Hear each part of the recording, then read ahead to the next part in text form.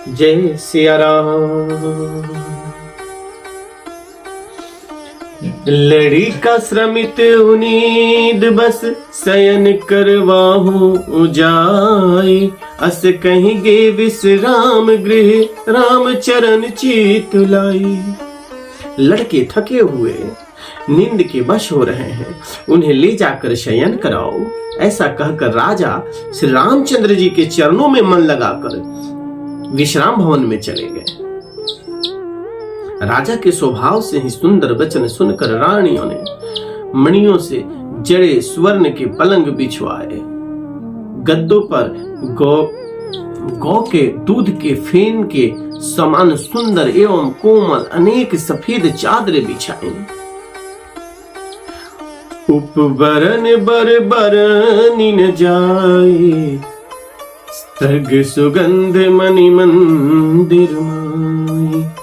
रतन दीप सुठ चारु चंदोवा, कहत न बनई जान जही जोबा। सुंदर तकियों का वर्णन नहीं किया जा सकता। मणियों के मंदिर में फूलों की मलाएं और सुगंध द्रव्य सजे हैं। सुंदर रत्नों के दीप को और सुंदर चंदोवे की शोभा कहते नहीं बनती। जिसने उन्हें देखा हो वही जान सकता है। सेज रुचिर रचिरम ठाए, प्रेम समेत पलंग पौढ़ाए। आज्ञा पुनि पुनि बाइन दिन, निज निज सेज शयन तिन्ह किन्हीं। इस प्रकार सुंदर सैया सजाकर माताओं ने श्री रामचंद्र जी को उठाया और प्रेम सहित पलंग पर पौढ़ाया। श्री राम जी ने बार बार भाइयों को आज्ञा दी, तब वे भी अपनी अपनी सैयाओं पर सो गए। श्री रामचंद्र जी के सांवले सुंदर कोमल अंगों को देखकर सब माताएं प्रेम सहित वचन कर रही है। हे तात, मार्ग में जाते हुए तुमने बड़ी भयावनी ताड़का राक्षसी को किस प्रकार मारा। घोर निशाचर विकट भर, समर गनहि नहीं काहू। मार सहित सहाय किमी, खल मारिच सुबाहु। बड़े भयानक राक्षस जो विकट योद्धा थे और जो युद्ध में किसी को कुछ नहीं गिनते थे, उन दुष्ट मारिच और सुबाहु को सहाय को सहित तुमने कैसे मारा।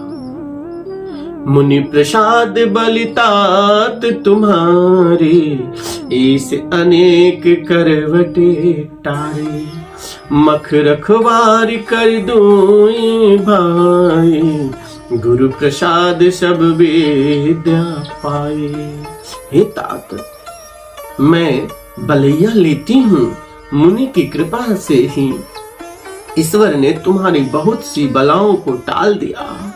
दोनों भाइयों ने यज्ञ की रखवाली करके गुरु जी के प्रसाद से सब विद्याएं पाई।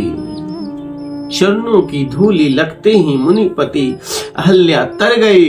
विश्व भर में यह कीर्ति पूर्ण रीति से व्यास हो गई। कच्छप की पीठ, ब्रज और कठोर और पर्वत से भी कठोर धनुष को राजाओं के सामने तुमने तोड़ दिया। विश्व विजय के यश और अनेकों और जानकी को पाया और सब भाइयों को ब्याह कर घर आए। तुम्हारे सभी कर्म अमानुषी है, मनुष्य की शक्ति के बाहर है, जिन्हें केवल विश्वामित्र जी की कृपा ने सुधारा है और संपन्न किया है। आज सुफल जग जन्म हमारा, देखी तात विदु बदन तुम्हारा। जे दिन गए तुम बिनु देखे, ते बिरंच जनि पारहि लेखे।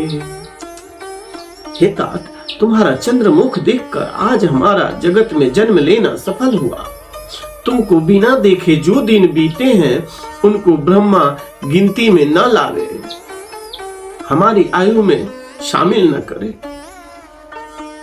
राम प्रतोषी मातु सब कहीं बीनती बर बैन, सुमुरी शंभु गुरु विप्र पद किए दीन बस नयन। विनय भरे उत्तम वचन कहकर श्री रामचंद्र जी ने सब माताओं को संतुष्ट किया। फिर शिव जी गुरु और ब्रह्मांड के चरणों का स्मरण कर नेत्र को नींद के वश किया, अर्थात वे सो गए और सो रहे हैं। निंदऊ बदन सोह सुठिले ना, मनहु सांझ सरिसे रह सोना। घर घर करहि जागरण नारी, देहि परस पर मंगल गारी। नींद में भी उनको अत्यंत सुलोना मुखड़ा ऐसा शोभ रहा है मानो संध्या के समय लाल कमल शोभ रहा हो।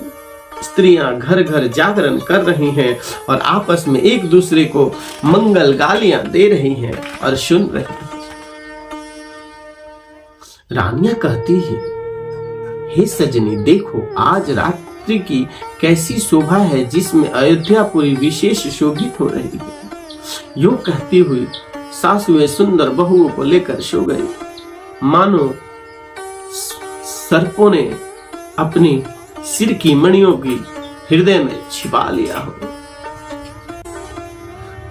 प्रातः पुनीत काल प्रभु जागे, अरुण चूड़ बड़ बोलन लागे। मंदिर मांग दी गुण गाए, पुरजन द्वार जोहारन आए। प्रातः काल पवित्र ब्रह्मा मुहूर्त में प्रभु जागे, मुर्गे सुंदर बोलने लगे, भाट और मगधों ने गुणों का गान किया। तब नगर के लोग द्वार पर जोहार करने को आए। बंदी विप्र सुर गुण पितु माता, पाई अशेष मुदित सब भ्राता। जान निन्न सादर बदन निहारे, भूपति संग द्वार पगुधारे। ब्राह्मणों ने देवताओं, गुरु, पिता और माताओं की वंदना करके आशीर्वाद पाकर सब भाई प्रसन्न हुए। माताओं ने आदर के साथ उनके मुखों को देखा। फिर वे राजा के साथ दरवाजे यानी बाहर पधारे। स्वभाव से ही पवित्र चारों भाइयों ने सब शौच आदि से निवृत्त होकर पवित्र सरयू नदी में स्नान किया और प्रातः क्रिया संध्या वंदनादि करके वे पिता के पास आए। भूप बिलो के लिए उरलाए, बैठे हर्ष रज राय सुपाए। देखी राम सब सभा जुड़ानी, लोचन लाभ अवधि अनुमानी। राजा ने देखते ही उनके हृदय लगा लिया। जैसे दशरथ जी ने अपने पुत्र को देखा, उन्हें तुरंत अपने हृदय से लगा लिया। तदंतर वे आज्ञा पाकर हर्षित होकर बैठ गए। श्री रामचंद्र जी के दर्शन और नेत्रों को लाभ की बस यही सीमा है, ऐसा अनुमान कर सारी सभा शीतल हो गई। अर्थात सबको तीनों प्रकार के ताप सदा के लिए मिट गए। फिर मुनि वशिष्ठ और विश्वामित्र जी आए। राजा ने उनको सुंदर आसनों पर बैठाया और पुत्रों समेत उनकी पूजा करके उनके चरणों लगे। दोनों गुरु श्री रामचंद्र जी को देखकर प्रेम में मुग्ध हो गए। कहीं वशिष्ठ धर्म इतिहासा, सुनहि महिषु सहित रनिवासा।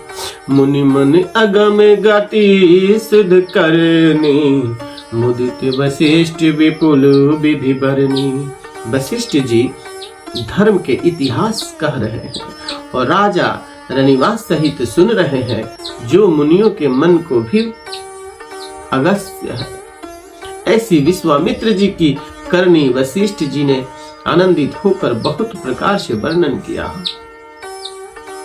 बोले बामदेव सब साचे, कीरति कतिल लौकी तिनु माची, सुनी आनंद भयो सब काहू, राम लखन उर अधिक छाओ।